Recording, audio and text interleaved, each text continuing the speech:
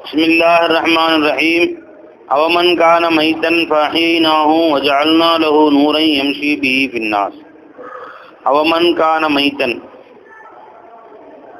யார் மையித்தா, மன் கான மைத்தன், யார் உயிரற்ற மையித்தாக இருந்தாரோ, ஃபஹீனாஹு அவரை நாம் ஹயாத்தாக்கினோம், வஜஅல்னா லஹு நூரன் இன்னும் அவருக்கு பிரகாசத்தை வெளிச்சத்தை உண்டாக்கினோம், யம்ஷி பிஹி ஃபின்னாஸ் அந்த வெளிச்சத்தை கொண்டு மக்களுக்கு மத்தியில் அவர் நடந்து செல்கிறார்.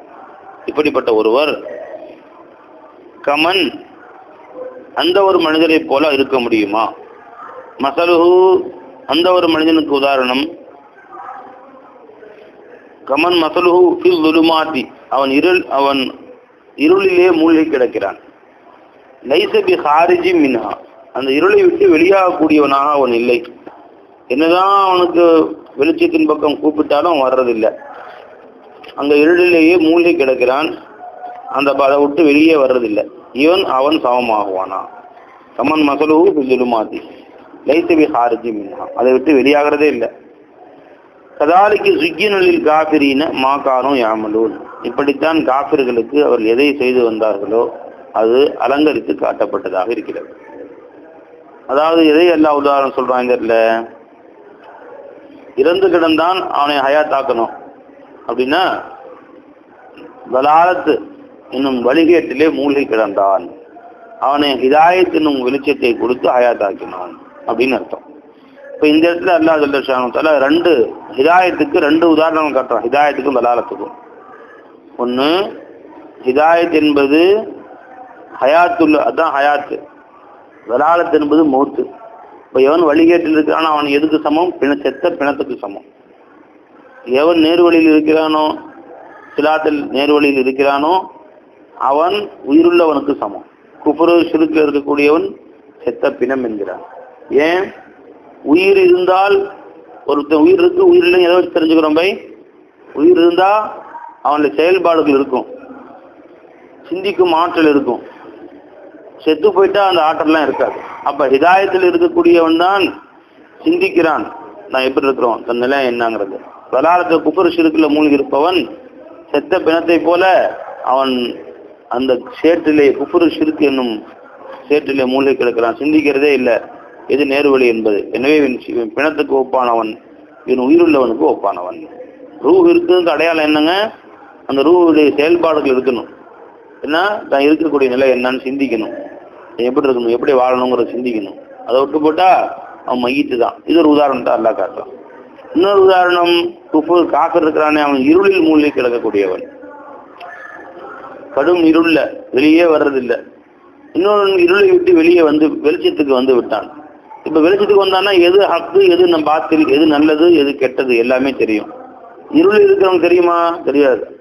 அவன் பாம்பையும் கையில பிடிப்பான், கயிறுன்னு நினைச்சுக்குவான், தெரியாது. அவனுக்கு எது விஷ பாட்டில், எது சாப்பாட்டு தண்ணி குடிப்பானு தெரியாது. இப்போ சாப்பாடு நினைச்சு விஷத்தை கூட திம்பான், இருட்டில் ஒண்ணுமே தெரியாது.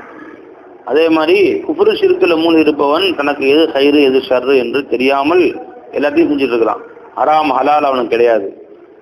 ஹிதாயத் என்ற இஸ்லாத்துக்கு வந்து விட்டவனுக்கு ஹராம் இருக்கிறது, ஹலால் இருக்கிறது, எது ஹைரோ அதை செய்ய வேண்டும், எது ஷர்ரோ அதை செய்யக்கூடாது, அல்லாஹ் தடுத்ததை செய்யக்கூடாது, அல்லாஹ் ஏவியதை செய்ய வேண்டும் என்ற பாகுபாடெல்லாம் அவனுக்கு தான் இருக்கும். யாருக்குங்க? ஹிதாயத்தில் இருக்கிறவனு. அதனால இன்னொரு உதாரணம் சொல்லி காட்டுறான், இருளில் இருப்பவனுக்கும் வெளிச்சத்தில் இருப்பவனுக்கும் உதாரணத்தை போல, குஃப்ரில் இருப்பவனுக்கும் ஹிதாயத்து இஸ்லாத்தில் இருக்கக்கூடியவனுக்கும். இது ஒரு இரண்டாவது உதாரணம். ஃபர்ஸ்ட் உதாரணம் என்னங்க? குஃப்ரில் இருப்பவன், குஃப்ரு ஷிர்கில் இருக்கக்கூடியவன் செத்த பிணத்தை போல, ஹிதாயத்து நேர்வழி இருக்கக்கூடியவன் உயிருள்ள மனிதனை போல. ரெண்டு உதாரணம் காட்டும். இப்ப சொல்லி காமிச்சிட்டு, அப்ப இரண்டு பேரும் சமமாக முடியுமா? இருளில் இருப்பவனும் வெளிச்சத்தில் இருப்பவனும் சமமாவார்களா? ஆக முடியாது. அவமன் கான மைத்தன் ஃபஹீனாஹு யார் மையித்தாக இருந்தாரோ அவரை நாம் ஹயாத்தாக்கி விட்டோம். வஜஅல்னா லஹு நூரன் யம்ஷி பிஹி ஃபின்னாஸ் அது மட்டுமல்ல, அவர்களிடத்துல ஒரு நூறையும் கொடுத்திருக்கிறோம், அதை கொண்டு மக்களுக்கு மத்தியிலே அவர் நடமாடுகிறார். கமன் அந்த ஒருவனை போல இருக்க முடியுமா? மசலுஹு அந்த மனிதனுக்கு உதாரணமாகிறது, அந்த காஃபிருக்கு உதாரணம். ஃபில் ஸுலுமாத்தி இருளிலே மூழ்கி கிடக்கிறானே அவனை போலவா இருக்கு. லைஸ பி ஹாரிஜி மின்ஹா அதை விட்டு அவன் வெளியாகக்கூடியவன் அல்ல.